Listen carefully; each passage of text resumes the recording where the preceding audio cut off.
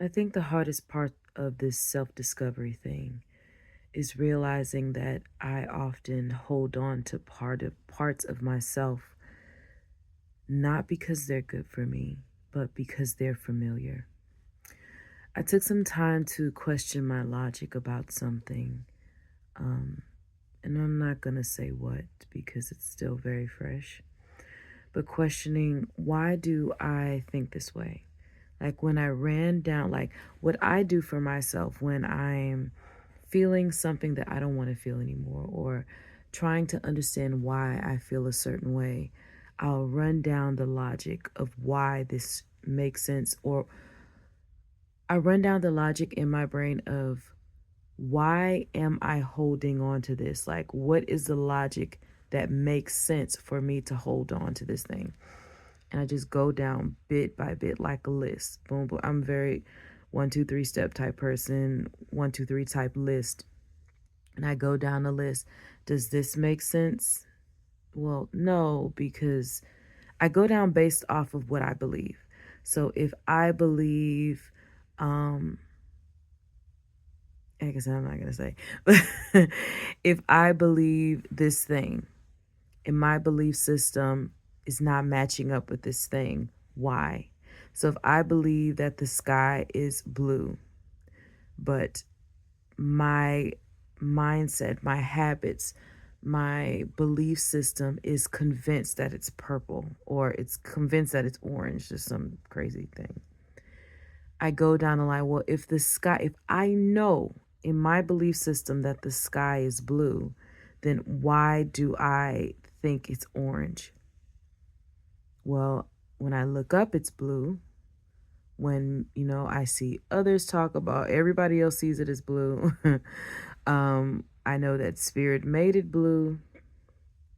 And just like boom, boom, boom, boom, one after the other of if this is my logic, then why is my belief system not matching up with my logic? I guess that's how you would say it. Like if my why is my logic not matching up with my belief system? And I just go down one by one until I get to the very end. So if I know that the sky is blue, why am I so hell bent on believing that it's orange? And I really got to this point of asking myself, why the fuck do I believe it's orange? Like, really, like, if I look at the logic, it doesn't make sense. Why do I believe this? And there's other conversations that go on in the background with spirit, with the mother, with my higher self. It's like different elements of myself. And she helps me process the reasoning. And I'm like, if this doesn't make sense, why am I holding on to it? And I had to be very honest with myself. I'm holding on to it because it's the only version of myself that I have ever known. It's the only me that I know. And to believe that the sky is blue means that I have to get rid of all other logic that follows this belief that the sky is orange. And if I get rid of all this other logic, then that means I am left with nothing to believe in except for this new thought of the sky is blue. It's like all these other things that filled spaces that went along with the belief system that the sky is orange. They're like filler, it's like result of. So if I believe the sky is orange, then that means that my skin tone is deep orange. I don't know. If the sky is orange, then that means that the grass is purple. You know what I mean?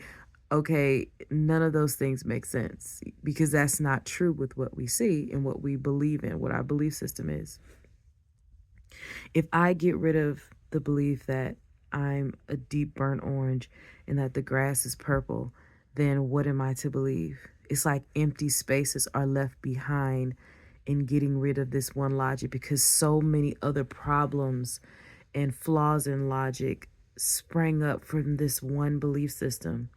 Inability to let go of things because I just, how do I say? inability to release things that have plagued me for a very long time because I don't know who I am without them. Even though those things don't make sense and make me generally miserable. Like that comfort zone, or I don't even want to say comfort zone, that feeling of needing to be safe where my world makes sense to me is so fucking strong, and so strong for many people. You believe one thing, but you live life a totally different way. Something is not meeting up. And when I sat with the mother and I let it go, like, okay, the sky is not orange, it's blue. Who is Crystal in a world where the sky is blue? What does she do? What does she believe? She doesn't hold on to these things anymore. So what does she hold on to? If nothing, then what? What does she hope for? Because my whole everything was, my literal entire life was based on the belief that the sky is orange. It sounds crazy when I say it out loud, but you get what I'm saying. Who am I in a world where the sky is blue? That means all my other flaws in logic fall away. Who am I in this? I don't know that person. I don't know that girl. I don't know anything about her. I don't know what she is, who she plans to be.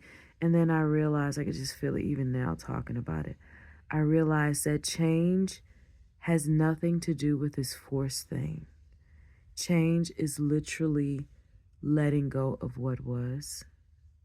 I used to think that if I wanted to change myself, then I had to will myself out of being whatever. And then I realized, no. Leaving something behind is like, I always envision it like this: allowing a baby to come down the birth canal and be born and released, and the umbilical cord is still attached. My cats. The umbilical cord is still attached, and then the afterbirth just plops right out with it. It's something very natural to let go of. You can't hold it forever. And when I try to will it out or push it out before it's time, when I try to scrunch up and even hold it in, it's more pain. But when I just let go and release, like, this thing is ready to be birthed, it's ready to be let go. And it just literally, that's how I see it in my mind. I know it's probably like crazy to some people, but I feel like all the things that we hold on to really are things that we have been pregnant with for a very long time. It's actually been very ready to be birthed from you and to go on and have its own life without you. But who are you without this thing? And I realized that my greatest fear was not the belief that the sky is blue. It's again that I don't know who I am in a world where the sky is blue. That means I have no worries because there's nothing to combat with. That means I have no qualms with the people and things that I had qualms with, because all of that frustration was in a world where the sky was orange. That I could really be something more than a girl who believes the sky is orange. And allowing love to fill those new empty spaces. That's what I can do now, and let time and this new journey take on its own life and love myself through it.